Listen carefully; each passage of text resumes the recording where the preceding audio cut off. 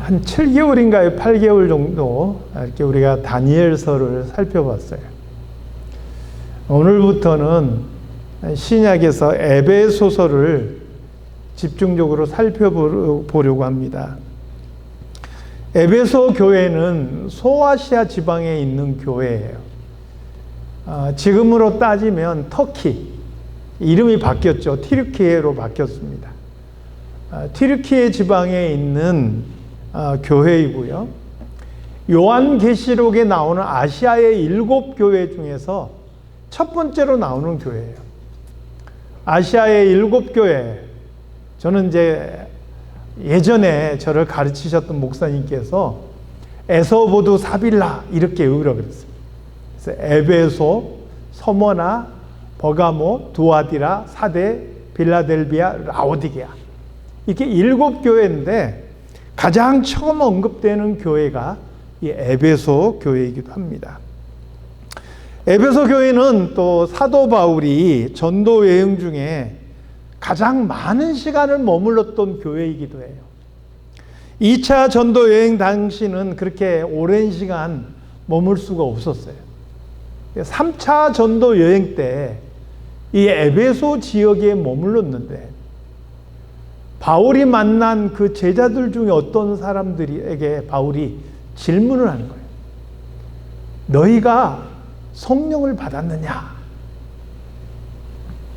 여러분, 누구든지 그 입으로 예수를 주로 시인하는 자는 다 성령을 받은 사람들인 줄로 믿습니다. 근데 너희가 성령을 받았느냐 그랬는데 이 사람들의 답변이 정말 기가 막힌 거예요. 우리는 성령이 뭔지도 모른다. 성령이 있다는 걸 듣지도 못했다. 그래서 바울이 그들에게 다시 예수 그리스도에 대한 복음을 전하고 그들에게 세례를 베풀었는데 놀라운 일이 일어나요. 성령이 그들에게 임하고 그들이 방언을 하고 예언을 하는 그런 일들이 벌어져요. 그래서 바울이 본격적으로 에베소에 있는 회당에 머물면서 3개월 동안을 말씀을 강론합니다. 여기서 회당에서 말씀을 강론했다는 것은 그 대상이 이방인일까요? 유대인일까요? 회당이니까 당연히 유대인이에요. 에베소 지역에 머물고 있는 수많은 유대인들을 대상으로 말씀을 강론하는데 여기서 말씀은 구약이에요. 구약의 말씀을 통해서 구약에서 말씀하시는 예수 그리스도에 대해서 소개하고 있는 거예요. 이 강론을 듣던 유대인들 중에 어떤 무리들이 바울을 비방하고 바울이 전한 이 복음을 비방하는 거예요. 그러니까 바울이 그들과 다투지 않고 조용히 그들을 떠나서 제자들을 따로 세워요. 그때 따로 세운 제자가 약 12명 정도 됐어요. 그리고 그 제자들과 더불어서 무려 2년간 두란노라는 서원에서 말씀을 강론해요. 그런데 이 말씀을 강론하고 제자들이 말씀을 배우는 그 과정 속에서 정말로 놀라운 일들이 벌어져요. 많은 사람들이 모여들고 말씀을 배우고 그리스도를 영접하고 또 하나님께서 그 과정 속에서 바울의 손을 통해서 놀라운 기적과 이적들을 베풀게 해요. 심지어 무슨 일들이 벌어지느냐? 바울의 몸에 있던 손수건이나 바울의 그 앞치마 같은 것을 가져다가 병든 사람 위에 얹으면 그냥 나아버리는 거예요. 바울이 갈 것도 없어요. 바울의 손때 묻은 거 갖다 얹으면 그냥 다 나아버리는 거예요. 그러니까 무슨 일이 벌어지느냐? 그 지역에 있는 유대인들 중에서 바울이 베푸는 이 놀라운 이적을 흉내내는 사람들이 생겼어요. 그 대표적인 사람들이 스게와라고 하는 제사장의 7 아들들이에요. 스게와라는 제사장이니까 역시 유대인이겠지요. 그 7 아들들 역시 유대인입니다. 이들이 바울처럼 자신들도 이적을 일으키고 자신들도 귀신을 쫓아내는 이런 일들을 하고 싶은 거예요. 그래서 악귀 들린 자를 찾아갔어요. 그리고 뭐라고 이야기하느냐? 내가 바울이 전파하는 예수를 의지하여 너에게 명하노라. 물러가라. 이렇게 외친 거예요. 그랬더니 그 악귀가 뭐라고 이야기하는지 아세요? 내가 예수도 알고 바울도 아는데 너희는 도대체 누구냐? 그러면서 이 악귀가 달려들어서 이 7 아들을 때리는데 몸이 상하고 옷을 다 벗고 벌거벗은 채로 도망가는 거예요. 이 일이 에베소에 바닥에 소문이 나요. 많은 사람들이 이 일로 인해서 두려워하면서 예수님의 이름을 높이고 믿는 사람들이 더 많아졌어요. 한마디로 말하면 에베소 교회가 엄청나게 부흥하게 된 거예요. 이 일에 대해서 사도행전 19장 20절에서는 이렇게 기록하고 있어요. 다 같이 한번 읽어볼까요? 자, 시작. 이와 같이 주의 말씀이 힘이 있어 흥왕하여 세력을 얻으니라. 우리가 기억할 것은 이겁니다. 교회가 부흥했다고 이야기하지 않아요. 말씀이 힘이 있어 흥왕하여 세력을 얻었다라고 말씀해요. 교회와 복음의 역사는 하나님의 말씀과 더불어서 이루어져야 한다는 사실. 여러분, 많은 사람들이 어떤 이적과 기적과 신비한 체험들을 추구하기도 합니다. 그런데 그런 이적과 기적과 신비한 체험들을 앞세우면서 말씀에 무지하면요, 반드시 그 끝이 어긋난 길로 가게 돼 있어요. 정말 많은 사람들이 어떤 은사들을 강조하고 신비한 체험과 어떤 그 영적인 체험들을 강조하는데 정작 말씀을 그 바탕에 두지 않는 사람들은 반드시 이상해져요. 과거 수많은 사람들이 실제로 그런 길을 걸었어요. 교회의 장로였고 교회의 신실한 일꾼들이었는데 그들이 신비한 것을 체험하더니 어느 날부턴가 자기 자신이 마치 그런 능력의 주인인 것처럼 그러다가 사이비의 길로 빠진 사람들이 굉장히 많다 하는 거예요. 말씀이 기초가 되지 않는 신비한 경험은요, 기준이 없잖아요. 말씀은 기준이에요. 말씀은 기준인데 이 기준이 없으니까 가다가 좌로 치우치든 우로 치우치든 엉뚱한 길로 빠지게 된다 하는 거예요. 그러나 말씀이 기준이 되면, 말씀이 중심이 되면 그 말씀이 우리의 중심을 잡아줘요. 어긋난 길로 빠지지 않고 바른 길 갈 수 있도록 우리를 붙잡아주는 거예요. 에베소 교회는요, 이 말씀이 중심이 된 교회였기 때문에 성경은 뭐라고 말씀합니까? 하나님의 말씀이 힘을 얻어 흥왕하여 세력을 얻으니라. 이렇게 말씀하고 있는 것이죠. 도대체 말씀이 힘이 있어 흥왕하여 세력을 얻었다. 어떤 의미일까? 저는 개인적으로 그렇게 이해했어요. 교회의 성도들 한 사람 한 사람이 하나님의 말씀을 잘 받아요. 잘 배우고 아멘으로 받아요. 그리고 그 말씀을 기준으로 살아가요. 그러한 사람들이 점점 모여드니까 그들 가운데 하나님의 말씀의 기준이 바로 세워지는 거예요. 하나님의 말씀이 힘이 있는 거예요. 그리고 점점 그러한 사람이 늘어나는 거예요. 그래서 그 에베소 지역 사회 속에 하나님의 말씀이 세력을 얻는다, 이렇게 표현된 거예요. 말씀을 따라서 하는 사람이 점점 많아졌다는 것이죠. 그러니까 그 영향력이 점점 확대될 수밖에 없는 것이죠. 사랑하는 성도 여러분, 저는 우리 사랑 장로교회 안에도 이 말씀이 힘이 있고 말씀이 흥왕하는 그런 복된 역사가 있기를 원합니다. 그러려면 우리 한 사람 한 사람이 말씀을 받아야 돼요. 말씀을 듣고 배우고 그 말씀을 아멘으로 받아서 그 말씀이 내 삶의 기준이 되는 그런 삶을 살아가야 하는 거예요. 한 걸음 한 걸음 말씀 따라 살아갈 수 있기를 주님의 이름으로 축원합니다. 이렇게 에베소 교회는요, 바울의 오랜 노력과 또 수고의 땀이 뿌려진 곳입니다. 또 그만한 결실이 있었던 그런 곳입니다. 바울이 예루살렘에 복귀한 후에 바로 예루살렘에서 체포돼요. 그리고 죄인의 신분이 되어서 로마까지 호송당하게 되죠.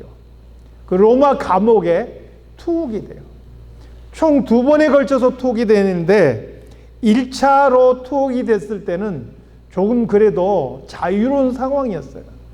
그래서 그곳에서 복음도 전하고 또 몇몇 교회와 개인에게 편지를 쓰기도 해요. 그러니까 바울이 1차로 투옥됐을 때 쓴 서신 4권을 일컬어서 옥중서신이다 그래요. 교회에다 3권을 쓰고요, 개인에게 1권을 썼어요. 저는 역시 이것을 첫 글자만 따가지고 에필골몬 이렇게 외웁니다. 따라서 해볼까요? 에필골몬. 에베소서, 빌립보서, 골로새서, 그리고 개인인 빌레몬서, 에필골몬, 이 4권의 성경을 썼고요. 이것을 바울의 옥중서신이라 그래요.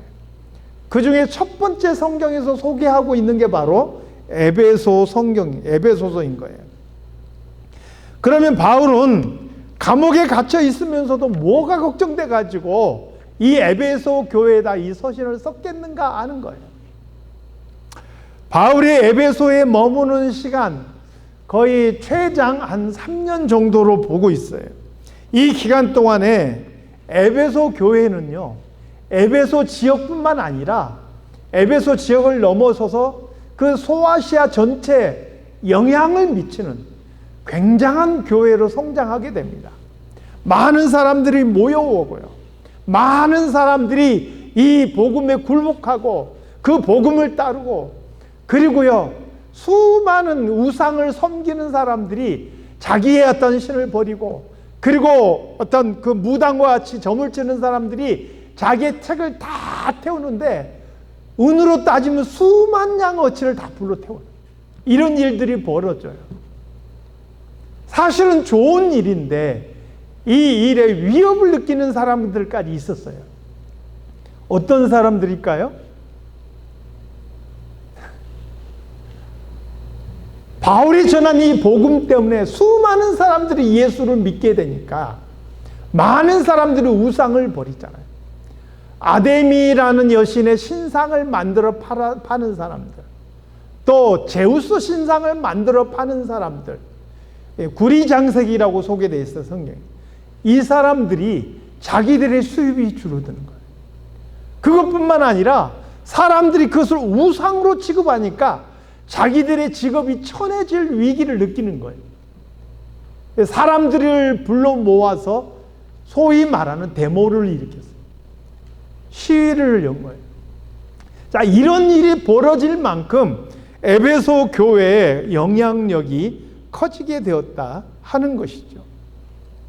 우상을 만들어서 팔아먹는 사람들이 자신의 생업의 위기를 느낄 만큼 그렇게 에베소 교회가 부흥했다는 거예요. 그러니 거기에 얼마나 많은 사람들이 모여 있겠어요. 거기에는 유대인들도 있었겠지만 헬라인들도 있었고, 또 각처에서 모여든 사람도 있었을 것이고, 부자도 있었을 것이고, 가난한 사람도 있었을 거예요. 많이 배운 사람도 있었고, 배우지 못하는 사람도 있었을 거예요. 각양각색의 사람들이 모여들게 된 것이죠. 그래서 무슨 문제가 일어나요? 시간이 지나면 편을 가를 서로 무리를 짓고 편이 갈라지고 분열이 될 그런 위험성이 존재했다는 거예요. 유대인은 유대인들끼리, 헬라인은 헬라인끼리, 그 외에 다른 사람, 가진 사람과 못 가진 사람, 배운 사람과 배우지 못한 사람, 이렇게 서로 편을 갈라서 분열될 위험성이 에베소 교회 안에는 존재하고 있었다는 것이죠. 이 사도 바울은 그리스도 안에서 이방인과 유대인들이 한 몸, 하나이다라는 것을 알리기 위해서 이 에베소서를 쓴 거예요. 그러니까 에베소서는 그리스도께서 피 흘려 세우신 교회가 무엇이냐? 이것을 분명히 알려서 빈부나 귀천이나 이방인이나 유대인이나 모두 그리스도 안에서 하나임을 강조하고 있는 거예요. 여러분 기억하시기 바라요. 오늘 우리는 주 안에서 한 몸이요 하나인 것을 믿습니다. 저는 지금도 기억해요. 우리가 이곳에 모이기 전에 저기 쿠퍼로드에서 또 잠깐 모인 적이 있었죠. 그곳에는 원래 있던 오픈도어 교회 외에 다른 그 흑인 커뮤니티에서 모이는 교회가 있어요. 새 교회가 그곳을 사용하고 있어요. 그때 우리에게 제안하기를 앞에 현수막을 붙였으면 좋겠다. 근데 그 현수막의 내용이 참 기가 막혀요. 새 교회의 이름을 딱 쓰고 그리고 마지막에 이 새 교회는 주 안에서 하나다 이렇게 써놨더라. 교회 이름은 달라요. 인종도 달라요. 출신도 다 달라요. 그렇지만 예수 그리스도 안에서 우리는 하나인 줄로 믿습니다. 이곳에 앉아있는 분도 마찬가지예요. 각자 벌어들인 수입도 다를 수 있고 우리가 배운 학식도 다를 수 있어요. 우리 모두 처지와 상황, 형편 다 다를 수 있어요. 그러나 교회 안에서는 그것이 문제되지 않아요. 예수 그리스도를 머리로 하고 우리는 다 그의 지체된 한 몸인 줄로 믿습니다. 그러므로 세상에서 그 사람이 어떤 사람이냐 이것이 교회에 와서 영향력을 발휘해서는 안 되는 거예요. 세상에서는요 낮은 자들이 높은 자를 섬길지 몰라요. 돈 있는 사람들이 힘을 가질지 몰라요. 권력 있는 사람이 큰 소리 칠 수 있어요. 그러나 교회는 그렇지 않다는 거예요. 오히려 교회는요 오래된 사람, 더 성숙한 사람, 더 그리스도를 닮아가는 사람이 더 연약한 사람을 섬기는 곳이 교회예요. 누가 정말 높은 자냐? 그것은 그리스도 안에서 가장 낮은 자리에서 섬기는 사람이 오히려 하나님 나라에서는 가장 높은 자라. 그게 바로 교회라는 거예요.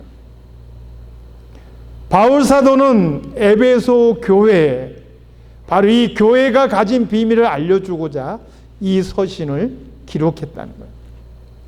저는 이 에베소서를 살펴보면서 우리 사랑 장로교회가 정말 교회다운 교회 그리고 성도다운 성도가 됐으면 좋겠어요. 정말 교회를 내가 다니면 다닐수록 이 안에서 예수님을 알아가면 알아갈수록 나의 모난 성격 다듬어지고 좀 더 섬기고 좀 더 배려하고 정말 삶에서 그리스도의 향기가 점점 드러나는 그런 교회요 성도가 될 수 있기를 다시 한번 주님의 이름으로 축원합니다. 그러면 이제 오늘 본문으로 들어가겠습니다. 거의 모든 바울 서신은 오늘 본문처럼 사도 바울의 인사말로 시작해요. 먼저 1절 말씀 함께 같이 보겠습니다. 자, 1절 시작. 하나님의 뜻으로 말미암아 그리스도 예수의 사도된 바울은 그리스도 예수 안에 있는 신실한 자들에게 편지하노니. 저는 이 1절 말씀에서 두 가지를 좀 살펴보고 싶습니다. 첫째는 바울 사도는 자신이 사도가 된 것은 하나님의 뜻으로 말미암아 된 것이다 이렇게 말씀하고 있어요. 우연의 결과가 아니라는 거예요. 어쩌다 보니까 사도가 된 게 아니라는 거예요. 사랑하는 성도 여러분, 우리 그리스도인들에게는 재수가 좋아서 우연히 그렇게 일어난 일은 없는 줄로 믿습니다. 하나님의 뜻이 거기에 있었기 때문에 그 일이 일어나요. 내가 어쩌다 보니까 사랑 장로교회에 몸담고 있는 게 아니란 말이에요. 내가 어쩌다 보니까 오래 신앙생활 하다 보니까 장로가 되고 권사가 된 게 아니라는 거예요. 하나님의 뜻이 있어서 오늘 우리가 이 자리에 있는 것이고 하나님의 뜻 가운데 내가 직분받아서 세워졌다는 거예요. 그걸 확실하게 믿음으로 받아들이시기 바랍니다.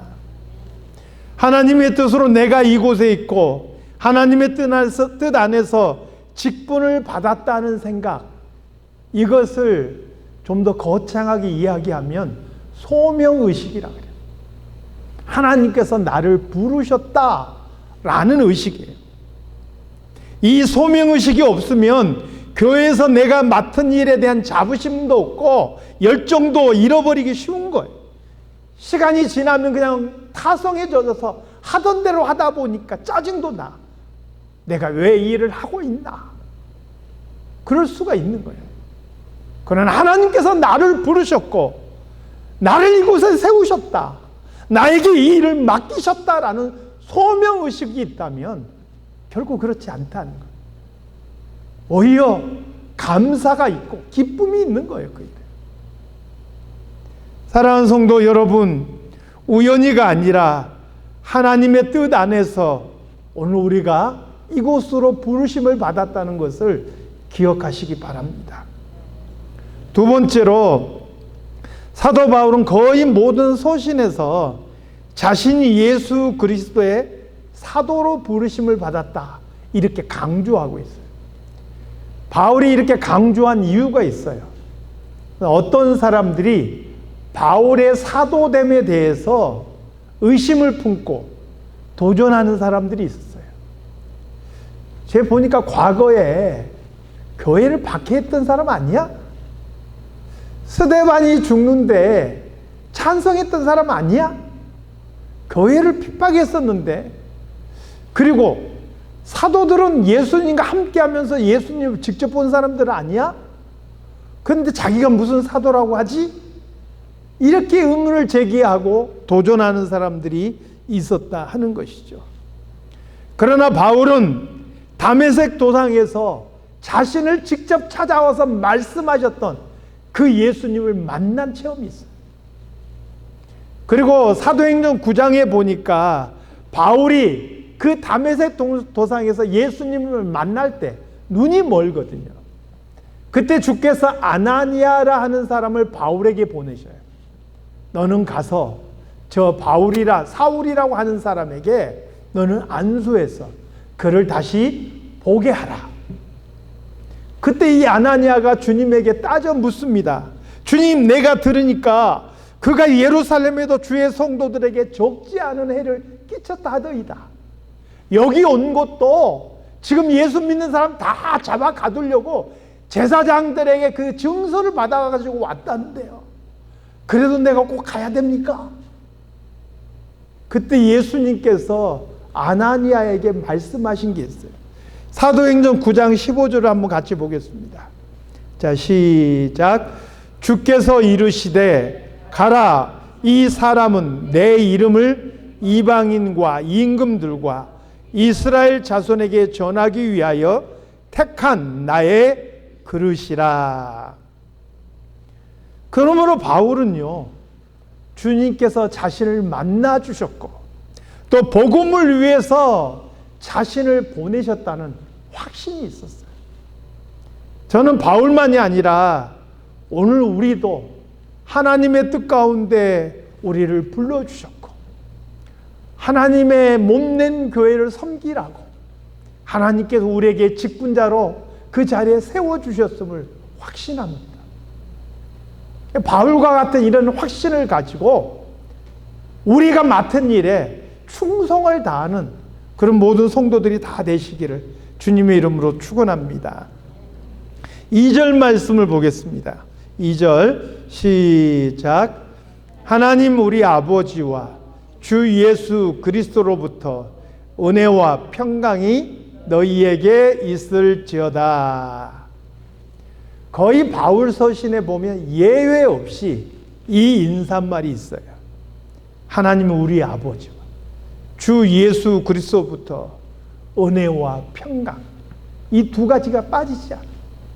은혜와 평강이 너희에게 있을지어다. 제가 설교하기 전에 이 말씀으로 여러분을 축복하는 것도, 또 서로에게 은혜와 평강을 축복하라고 권하는 것도요, 이 두 가지가 성도가 이 땅에서 누릴 가장 크고 가장 아름다운 복이기 때문에 그래요. 제가 이걸 여러 차례 말씀을 드렸어요. 근데 늘 제가 인사하십시오 그러면 또 타성에 젖으니까 소리가 조금해져요. 안녕하세요. 밖에 나가서 이거 하면은 이상하게 좀 나쁘끄럽잖아요. 그러니까 교회 안에서만큼 크게 축복해 줘요. 그 사람이 정말 은혜와 평강을 누리기를 바라는 마음으로 축복해 주라는 거예요. 왜냐? 성도가 누릴 가장 아름답고 큰 복이기 때문에 그렇습니다.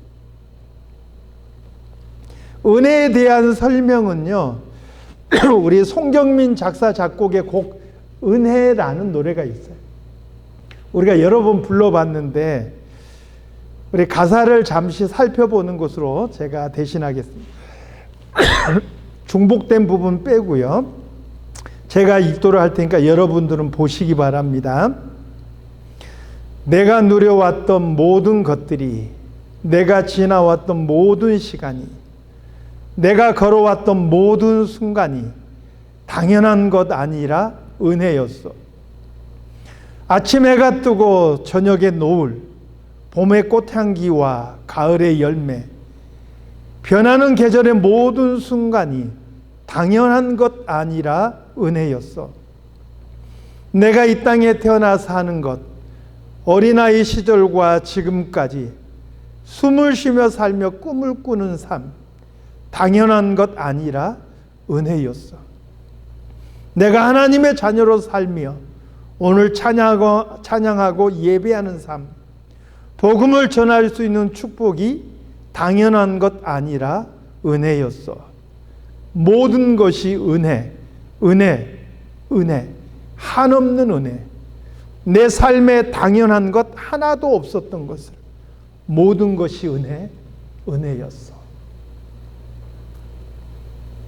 내가 사랑을 나눌 수 있는 가족이 있고, 내가 마음을 주고받을 수 있는 친구가 있고, 또 도움을 주고받을 수 있는 동역자들이 있고, 내가 오늘 숨 쉬며 살아갈 수 있고, 오늘 아무 염려 근심 없이 하나님을 예배할 수 있는 것, 수많은 날 중에 하루로서 당연히 흘러가는 날이 아니고, 그것이 당연한 것이 아니고 하나님께서 나에게 베푸신 특별한 은혜였다는 거예요. 그 은혜가 있기 때문에 밤사이 아무런 연고 없이 내가 이 자리에 와 있다는 거예요. 그러므로 은혜는요, 우리 성도들이 우리의 모든 일상을 아무런 문제 없이 누리게 되는 특별한 은혜, 특별한 하나님의 사랑이에요.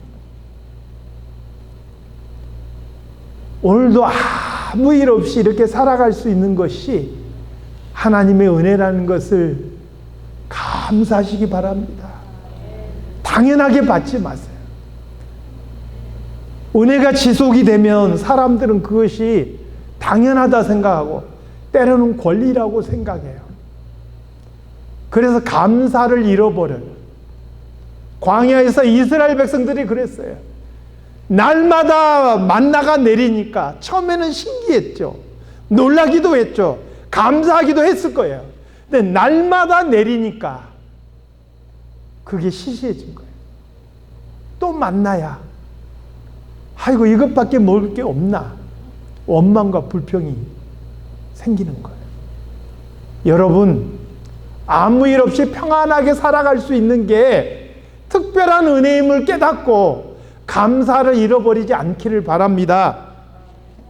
평강에 대해서 이미 많이 설명드렸죠. 평강이라는 말 히브리어로 살롬인데 모든 상황 속에서 최선의 상태를 의미하는 거예요. 그래서 전쟁이 많은 땅에서 살롬은 평화를 말하는 거예요. 불안과 두려움이 있는 곳에는 평안 또는 평강을 말하는 거예요. 예수님께서 십자가에서 돌아가신 후에 제자들은 유대인들을 두려워해서 꼭꼭 문을 잠그고 숨어 있었어요. 두려움에 빠져 있었어요. 그들 가운데 나타나신 예수님께서, 부활하신 예수님께서 그들에게 하신 첫 인사가 무엇입니까? 너희에게 평강이 있을지어다. 예수님 시신이 없어졌어요. 울고 있던 마리아에게 나타나신 예수님께서 첫 인사가 뭔지 아셨습니까? 평안하냐? 물으셨어요.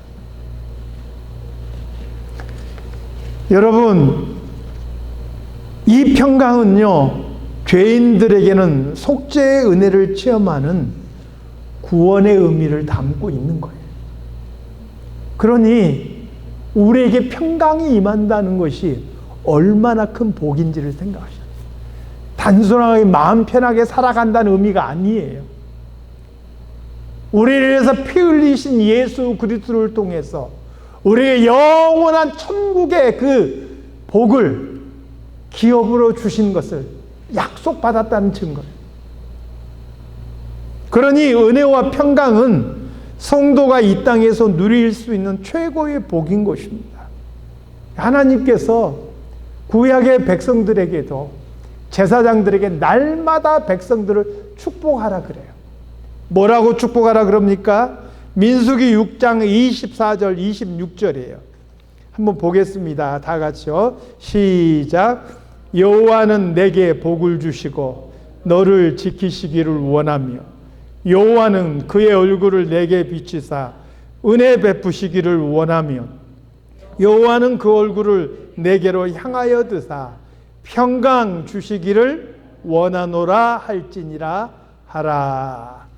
그리고 이어서 이렇게 말씀하셔요. 그들은 이같이 내 이름으로 이스라엘 자손에게 축복할지니 내가 그들에게 복을 주리라. 사랑하는 성도 여러분, 이제 우리 다시 큰 소리로 서로를 향해서 은혜와 평강을 다시 한번 축복해 봅시다. 자, 시작. 은혜와 평강이 있기를 원합니다. 주 예수 그리스도와 하나님 우리 아버지 안에서 여러분과 가정 모두가 은혜와 평강을 누리시기를 다시 한번 주님의 이름으로 축원합니다. 하나님 아버지, 이제 앞으로 우리가 예배소 말씀을 통해서 교회가 무엇인지, 어떻게 교회가 세워졌는지, 교회가 무엇을 해야 되는지 하나하나 살펴보면서 그 말씀이 우리 삶의 기준이 될 수 있게 도와주시옵소서. 말씀 따라 살아가는 우리 성도들이 되게 하시고, 그로 인하여서 우리 가정과 우리 교회 안에서는 더욱 말씀이 힘을 얻고 또 흥화하여 세력을 얻는 귀한 역사가 있게 하여 주시옵소서. 예수님의 이름으로 기도드리옵나이다. 아멘.